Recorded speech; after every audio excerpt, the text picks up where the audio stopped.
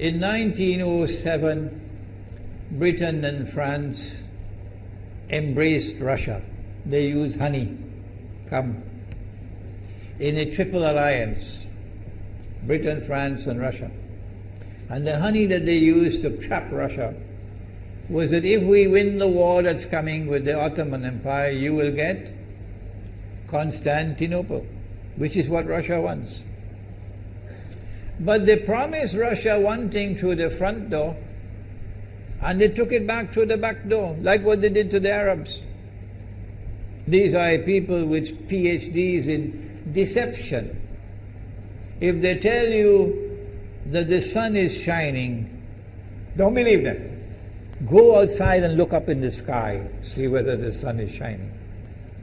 When the Russian army had fought in the First World War and had suffered the most losses, the brunt of the kill were Russians.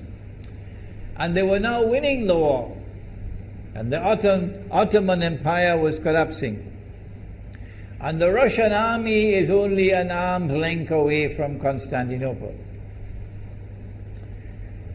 They don't want Russia to get Constantinople. No. So what did they do? Russian Jews organized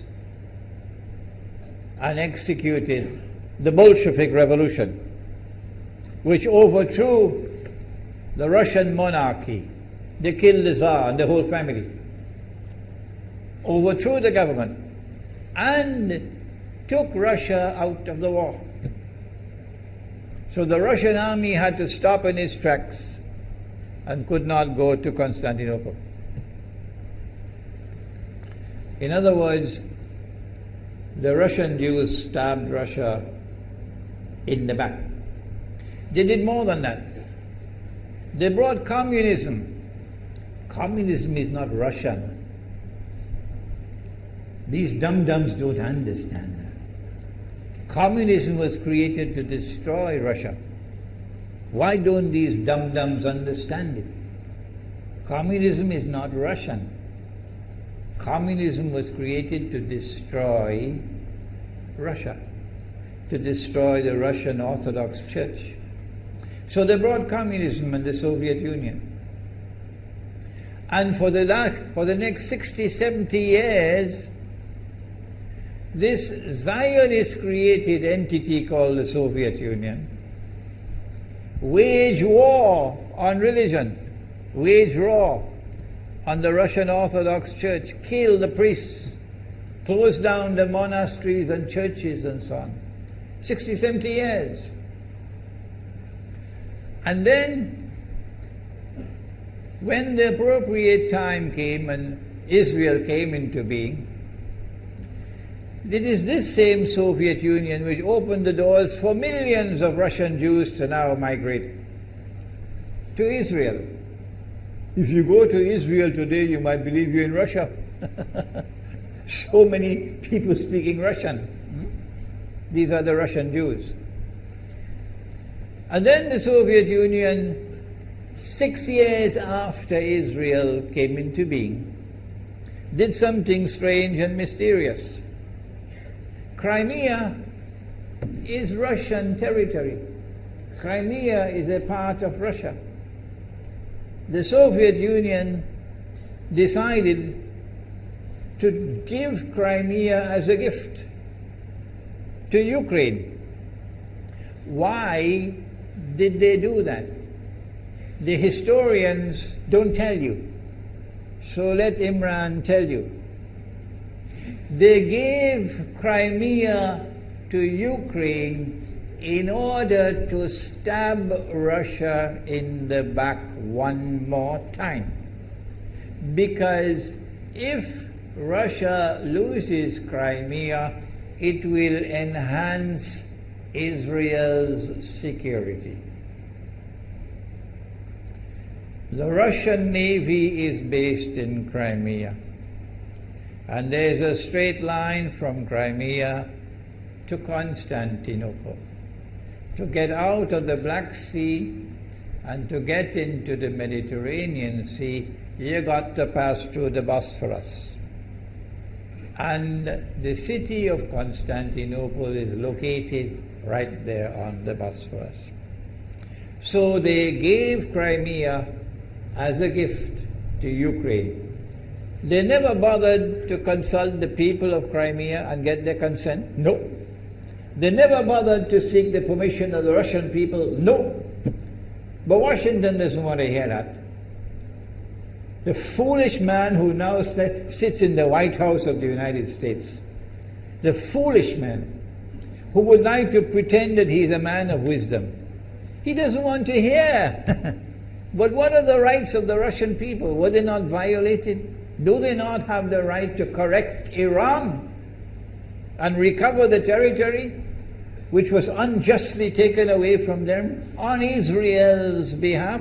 Obama doesn't want to hear that. It's inconvenient for them. But in this masjid, we will expose whether it's convenient to you or not. They did more than that. Not only did they give Crimea to Ukraine, but earlier on they gave eastern Ukraine. Eastern, part of it now eastern Ukraine was Russian. It was Russian. And the Soviet Union gave it as a gift to Ukraine. Why is it being given to Ukraine? Answer is that when the proper moment comes, the same people who brought the Soviet Union into being now have a method by which they can cause it to collapse. The method that they're using now in Venezuela, popular demonstrations, they did it in Egypt, they did it in Tunisia. They are masters of that. They did it with the Soviet Union. I used to think that the Soviet Union collapsed because of Allah's kindness. But I was wrong. No, it was the Zionists who brought down the Soviet Union because they didn't need it anymore. Like tomorrow they wouldn't need you anymore, Saudi Arabia. And they wouldn't need you anymore, Islamabad. When will you understand that? They'll just throw you to the dogs. You served them long enough. So they brought down the Soviet Union. Why? So that Ukraine might emerge as an independent state. That's danger for Russia. They've prepared the way. And now Ukraine emerges as an independent state. So the rope is around Russia's neck now. And from that day, when the Soviet Union collapsed, until yesterday, the relationship between Russia and Ukraine was always problematic. But the people of Ukraine still had the good sense and wisdom to appoint a government that was pro-Russian. The Zionists decided it's time for us to use our, the street demonstrations. And last October, November, December, the world witnessed Caracas all over again. And eventually, the Zionists got what they wanted. You have the money, and you can send in your special people, snipers who will kill, and so on, throw petrol bombs and so on. And eventually they got what they wanted. They created enough havoc. May Allah protect Malaysia from that. Ameen. Ameen. And the president of Ukraine fled. He's a democratically elected according to your method, Mr. Obama, according to your system. He's a legally elected president of Ukraine. And he had to flee. And these hypocrites in Washington and London and Paris who would like us to believe that they are honorable men. They are not. Instead of standing on the side of the legally appointed president and demanding the rule of law, they all showed their colors as hypocrites in immediately recognizing the new government in Ukraine. The new government in Ukraine is anti-Russian. That's what they wanted. That's why they brought down the Soviet Union, to bring in a Ukraine into being as independent state, and then to eventually get an anti-Russian government in Ukraine. If by Allah's kindness Putin had not intervened and been so spectacularly successful, this is what the plan would have been. The new government in Ukraine would have joined NATO, and Russia could not stop it. And when the new government in Ukraine joined NATO, NATO will then send its armed forces into Ukraine. It could include nuclear weapons. Then Ukraine will pick a fight with Russia and decide that Russia must now vacate Crimea. Shut down your naval base. The rope is now tightened around your neck. Russia has to put its tail between its legs and withdraw its fleet, Black Sea Fleet, from Crimea. Russia is no longer a naval power. Crick crack, you finish. And Israel will celebrate. That was the master plan. But Allah planned, and Allah's plan was successful.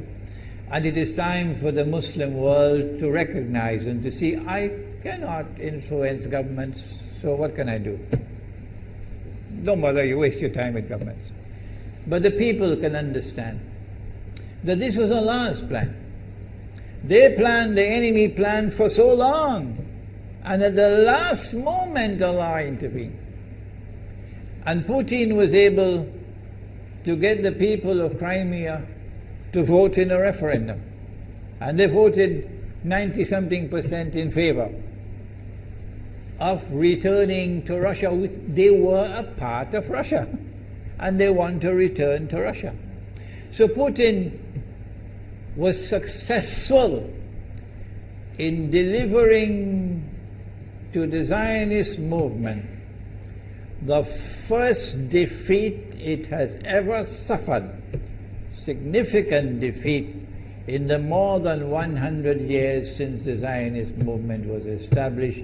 If that is not a sign from Allah, it's time for you to wake up.